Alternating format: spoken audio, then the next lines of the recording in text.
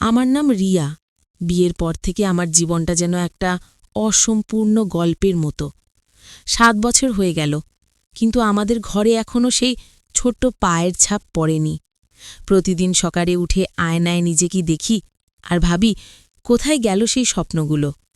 শহরের এই ছোট্ট ফ্ল্যাটে আমি আর আমার স্বামী অর্জুন দুজনেই যেন একটা অদৃশ্য দেয়ালের মাঝে আটকে আছি। বাইরে থেকে দেখলে সবকিছু স্বাভাবিক মনে হয়। অর্জুনের অফিসের চাকরি, আমার ছোট অনলাইন ব্যবসা, সপ্তাহান্তে বন্ধুদের সাথে আড্ডা, কিন্তু ভেতরে ভেতরে একটা ঝড় চলছে, যা কেউ দেখতে পায় না। শ্বশুরবাড়িতে যাওয়া আমার কাছে সবচেয়ে কঠিন কাজ। প্রত্যেকবার যখন যাই তখন সেই একই প্রশ্ন, একই চোখের ভাষা, কবে আসবে আমাদের নাতি নাতনি? শাশুড়িমার মুখে এই কথা শুনলে আমার মনটা ভেঙে যায়। তিনি জানেন না আসলে সমস্যাটা কোথায়। অর্জুনের মধ্যে কিছু সমস্যা আছে, যা ডাক্তাররা বলেছে চিকিৎসা করলে ঠিক হয়ে যাবে, কিন্তু অর্জুন সেটা মানতে চায় না। সময় লাগবে রিয়া, চিন্তা করিস না, সে বলে, কিন্তু আমি জানি তার চোখে একটা গভীর রহস্য লুকিয়ে আছে। কেন সে এতটা অনিচ্ছুক? কেন সে ডাক্তারের কাছে যেতে চায় না? এই প্রশ্নগুলো আমাকে রাতের ঘুম কেড়ে নেয়। আজকের দিনটা শুরু হয়েছে সেই একই রুটিনে। সকালে অর্জুন অফিসে চলে গেল আর আমি রান্নাঘরে দাঁড়িয়ে চায়ের কাপ হাতে নিয়ে ভাবছি। ফোনটা বেজে উঠল। শাশুড়িমার কল। রিয়া, কেমন আছিস মা? এবার তো বাড়ি আয়, তোর শ্বশুরের জন্মদিন, সবাই আসবে। তার গলায় সেই আশা যা আমাকে ছুরির মতো বিঁধে। হ্যাঁ মা, আসব বলে ফোন রেখে দিলাম, কিন্তু মনটা ভারী হয়ে গেল। শ্বশুরবাড়িতে গেলে আবার সেই কথা শুনতে হবে। রিয়া, তোমার কোনো সমস্যা নেই তো? ডাক্তার দেখিয়েছ? শাশুড়িমার এই প্রশ্নগুলো যেন আমার দোষারোপ করে। তিনি জানেন না যে আসলে অর্জুনের শরীরে কিছু জটিলতা আছে। আমরা দুজনে মিলে ডাক্তার দেখিয়েছি, কিন্তু সে সেটা গোপন রাখতে চায়। কেন? এই রহস্যটা আমাকে কুরে কুরে খায়। সন্ধে অর্জুন ফিরল, তার চোখে ক্লান্তি, কিন্তু আমি জানি সেটা শুধু অফিসের নয়। কি হয়েছে? আমি জিজ্ঞেস করলাম তার কাঁধে হাত রেখে। সে হাসল, কিন্তু সেই হাসিতে একটা ছায়া। কিছু না রিয়া, শুধু মার কথা ভাবছি। আমরা দুজনে সোফায় বসলাম, তার হাত আমার হাতে নিল। সেই স্পর্শে একটা পুরনো আগুন জ্বলে উঠল, যা আমাদের মধ্যে এখনও আছে, কিন্তু আজকাল সেই আগুনটা যেন ছাইয়ের নিচে চাপা পড়ে গেছে। আমরা কথা বললাম, কিন্তু তার মধ্যে একটা দূরত্ব। রাতে বিছানায় শুয়ে থাকলে তার শরীরে উষ্ণতা আমাকে টানে, কিন্তু সেই মুহূর্তগুলোতে একটা অদৃশ্য বাধা। সে আমাকে আলিঙ্গন করে, কিন্তু তার চোখে সেই রহস্য। আজ না রিয়া। কেন? কি লুকোচ্ছে সে? পরের দিন শ্বশুরবাড়িতে যাওয়ার পথে আমরা দুজনে গাড়িতে বসে। রাস্তার ধারে গাছগুলো দ্রুত পিছনে সরে যাচ্ছে, যেন আমাদের জীবনের মতো। অর্জুন, এবার ডাক্তারের কাছে যাবি তো? আমি জিজ্ঞাসা করলাম। সে চুপ করে রইল, তার চোয়াল শক্ত হয়ে গেল। দেখি, বলে সে, কিন্তু আমি জানি এটা তার এড়ানোর উপায়। শ্বশুরবাড়িতে পৌঁছে দেখলাম সবাই জড়ো হয়েছে। শ্বশুর, শাশুড়ি, অর্জুনের দাদা ভাবি আর তাদের দুটো ছেলে। সেই ছোট্ট ছেলেগুলো দেখলে আমার মনটা ভরে যায়, কিন্তু সাথে একটা যন্ত্রণা। রাতের খাবারের টেবিলে সবাই বসলাম। শাশুড়িমা আমার প্লেটে আরও খাবার দিতে দিতে বললেন, রিয়া, তোমার শরীর ঠিক আছে তো? এতটা সরু হয়ে গেছ, সন্তানের জন্য তো শরীর মোটা হওয়া দরকার। তার কথায় সবাই হাসল, কিন্তু আমার মুখ শুকিয়ে গেল। অর্জুনের দিকে তাকালাম, সে চুট করে খাচ্ছে। মা, আমরা চেষ্টা করছি, আমি বললাম, কিন্তু শাশুড়িমা থামলেন না। চেষ্টা তো সবাই করে, কিন্তু তোমার কোনো সমস্যা নেই তো? আমার এক বন্ধুর মেয়ের মতো, সে তো ডাক্তার দেখিয়ে ঠিক হয়ে গেছে। তার কথায় আমার চোখে জল চলে এলো। আমি উঠে গেলাম, বাথরুমে গিয়ে কাঁদলাম। কেন অর্জুন কিছু বলে না? কেন সে তার সমস্যা গোপন রাখে? রাতে শুয়ে থাকতে থাকতে অর্জুন আমার কাছে এলো। সরি রিয়া, সে বলল। তার হাত আমার কোমরে রাখল। সেই স্পর্শে একটা দুষ্ট ইচ্ছে জাগল, যা আমাদের মধ্যে পুরনো দিনের মতো, কিন্তু আজকাল সেই মুহূর্তগুলো অসম্পন্ন। সে আমাকে চুমু খেল, কিন্তু তারপর থেমে গেল। কি হয়েছে? আমি জিজ্ঞেস করলাম। কিছু না, সে বলে পাশ ফিরল, কিন্তু আমি জানি তার মনে কিছু চলছে। পরের দিন সকালে উঠে দেখলাম অর্জুনের ফোনটা টেবিলে পড়ে আছে। একটা মেসেজ এলো। আমি না চাইতেও দেখে ফেললাম। আজ রাতে মিলব, পুরনো দিনের মতো। সেন্ডারের নাম প্রিয়া। কে এই প্রিয়া? আমার মনটা দুরুদুরু করে উঠল। অর্জুনের অতীতে কোনো রহস্য আছে? সন্তান না হওয়ার পিছনে এটা কি কোনো কারণ? দিনটা কাটল অস্থিরতায়। শ্বশুরবাড়িতে থাকতে থাকতে আমি লক্ষ্য করলাম অর্জুনের আচরণ অদ্ভুত। সে ফোনটা সবসময় কাছে রাখে আর মাঝে মাঝে একা বারান্দায় গিয়ে কথা বলে। কে ছিল জিজ্ঞেস করলে বলে অফিসের কল। কিন্তু আমি বিশ্বাস করি না। রাতে যখন সবাই ঘুমিয়ে পড়ল, আমি অর্জুনের ফোনটা নিয়ে চেক করলাম। পাসওয়ার্ড জানি, কিন্তু ভেতরে গিয়ে দেখলাম প্রিয়ার সাথে অনেক মেসেজ। তোকে ভুলতে পারছি না, অর্জুন লিখেছে। আমাদের সেই রাতগুলো, প্রিয়া উত্তর দিয়েছে। আমার হাত কাঁপছে। এটা কি অর্জুনের অতীতের প্রেমিকা? আর সেই রাতগুলোতে কি হয়েছে? সন্তান না হওয়ার সাথে এর কি কোনো যোগ? আমি ফোনটা রেখে দিলাম, কিন্তু মনটা ভেঙে গেল। পরের দিন সকালে শাশুড়িমা আবার শুরু করলেন। রিয়া, তোমাকে একটা পুজো করতে হবে। আমার এক বন্ধু বলেছে এতে সন্তান হয়। আমি চুপ করে রইলাম, কিন্তু ভেতরে ভেতরে রাগ হচ্ছে। কেন তারা অর্জুনকে কিছু বলে না? কেন সব দোষ আমার? অর্জুনের দিকে তাকালাম, সে চোখ ফিরিয়ে নিল। সেই দিন বিকেলে আমরা বাড়ি ফিরলাম। গাড়িতে চুপচাপ। অর্জুন, প্রিয়াকে? সে চমকে উঠল। কি বলছ? আমি দেখেছি, বললাম। তার মুখ ফ্যাকাশে হয়ে গেল। সেটা পুরনো ব্যাপার, কিন্তু তার চোখে সেই রহস্য আরও গভীর হল। বাড়ি ফিরে আমরা কথা বললাম। অর্জুন বলল প্রিয়া তার কলেজের প্রেমিকা। বিয়ের আগে তাদের সম্পর্ক ছিল, কিন্তু ভেঙে যায়। কেন ভেঙে গেল জিজ্ঞেস করলাম। সে চুপ। বল না, আমি জোর করলাম। সেটা একটা দুর্ঘটনা। তার কথায় একটা দুষ্ট রহস্য লুকিয়ে। কি দুর্ঘটনা? সন্তানের সাথে যোগ? আমি ভাবলাম হয়তো প্রিয়ার সাথে কোনো ঘনিষ্ঠ মুহূর্তে কিছু হয়েছে যা অর্জুনকে আজও তাড়া করে। কিন্তু সে বলল না। রাতে আমরা কাছে এলাম, তার স্পর্শে সেই পুরনো জাদু, কিন্তু মাঝপথে সে থেমে গেল।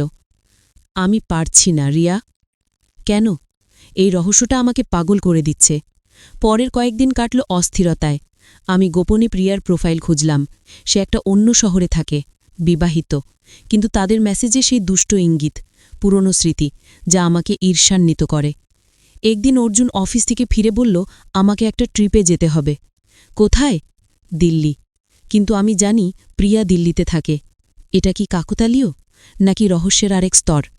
আমি চুপ করে রইলাম, কিন্তু মনে মনে সিদ্ধান্ত নিলাম এই রহস্য উন্মোচন করব। অর্জুন চলে গেল। একা ঘরে থাকতে থাকতে আমার মনটা ভরে উঠল সন্দেহে। একটা পুরনো ডায়েরি খুঁজে পেলাম অর্জুনের। ভেতরে লেখা প্রিয়ার সাথে সেই দিনগুলোর কথা। আমাদের সেই রাত যখন সবকিছু বদলে গেল। কি বদলে গেল? একটা দুষ্ট ঘটনা যা আজ অর্জুনকে বাধা দিচ্ছে। আমি ভাবলাম হয়তো সেই রাতে কোনো ভুল হয়েছে যা তার শরীরে প্রভাব ফেলেছে। কিন্তু কি? রাতে ঘুম আসে না। আমি অর্জুনকে কল করলাম। কেমন আছিস? ভালো, সে বলল, কিন্তু তার গলায় একটা অস্বস্তি। প্রিয়ার সাথে দেখা হয়েছে জিজ্ঞেস করলাম। সে চুপ। না, বলল, কিন্তু আমি বিশ্বাস করি না। কয়েকদিন পর অর্জুন ফিরল।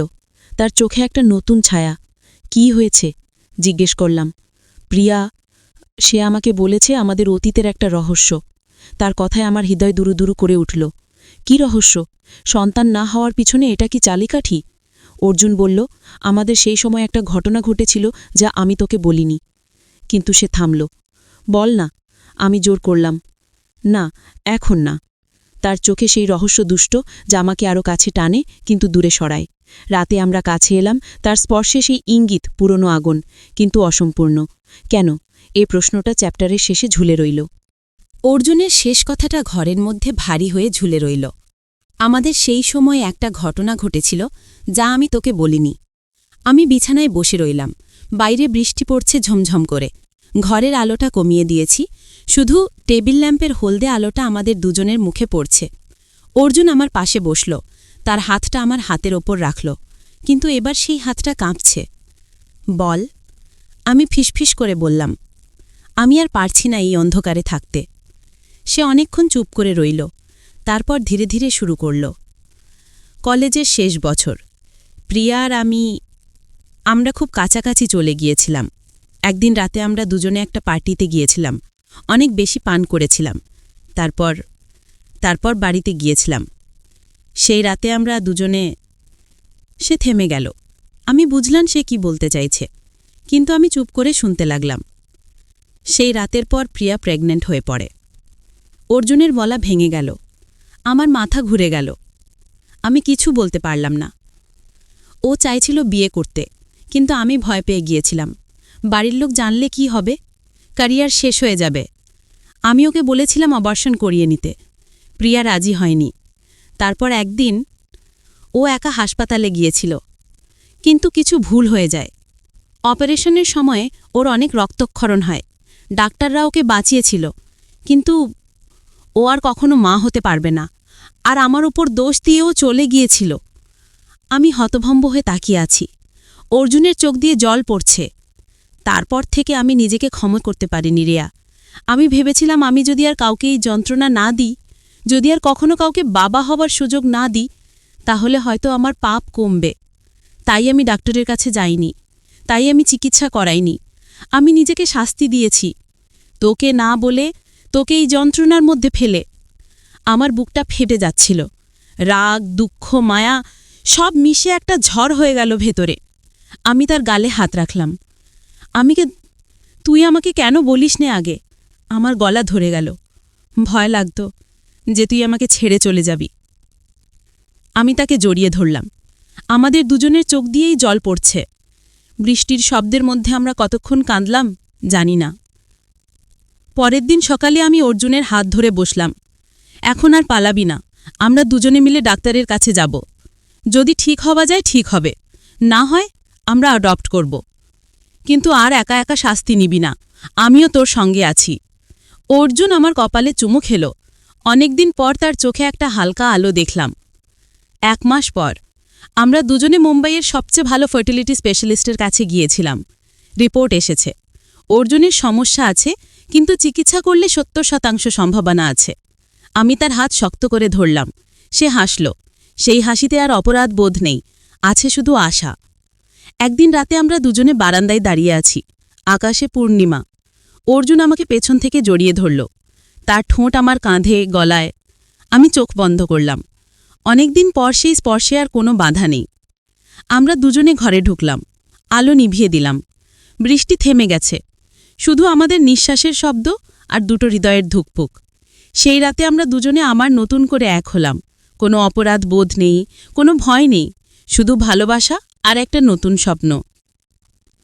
3 মাস পর আমি ডাক্তারের চেম্বারে বসে আছি, হাতে একটা ছোট্ট কাগজ। আমার চোখ দিয়ে জল পড়ছে। অর্জুন আমার পাশে। ডাক্তার হাসছেন। কংগ্র্যাচুলেশনস, আপনারা বাবা মা হতে চলেছেন। আমি আর অর্জুন বাইরে এসে দুজনে জড়িয়ে ধরলাম একে অপরকে। রাস্তার লোক দেখছে, কিন্তু আমাদের কিছু যায় আসে না। শ্বশুর বাড়িতে গেলাম খবরটা দিতে।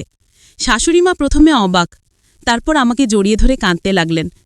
মা, আমি তোকে কত কষ্ট দিয়েছি, ক্ষমা করে দিস। আমি হেসে বললাম, মা, এখন শুধু নাতি নাতনির জন্য তৈরি হও। 9 মাস পর আমাদের ঘরে এসেছে একটা ছোট্ট পরী। নাম রেখেছি আরশি, মানে আয়না, কারণ ও আমাদের ভাঙা আয়নাকে আবার জুড়ে দিয়েছে। আজ রাতে অর্জুন আরশিকে কোলে নিয়ে দোলাচ্ছে। আমি পাশে দাঁড়িয়ে দেখছি। সে আমার দিকে তাকালো। চোখে চোখে কথা হলো। অনেক কথা, অনেক কষ্ট, অনেক ভালোবাসা। আমি তার কাছে গিয়ে মাথা রাখলাম তার কাঁধে। আরশি হাত বাড়িয়ে আমাদের দুজনের গালে হাত রাখল। আমরা 3 জন, একটা পুরো পরিবার, যে পরিবারটা একসময় অসম্ভব মনে হতো। এই গল্পটা শুধু আমাদের নয়, এটা সেই সব মেয়েদের গল্প যারা নিঃশব্দে কত কষ্ট সহ্য করে। এটা সেই সব পুরুষেদের গল্প যারা নিজের ভুলের ভারে নিজেকে শাস্তি দেয়। আর এটা সেই ভালোবাসার গল্প যে কিনা অন্ধকারের মধ্যেও আলো খুঁজে নেয়। আমাদের গল্প এখানে শেষ নয়, এটা এখন শুরু হলো।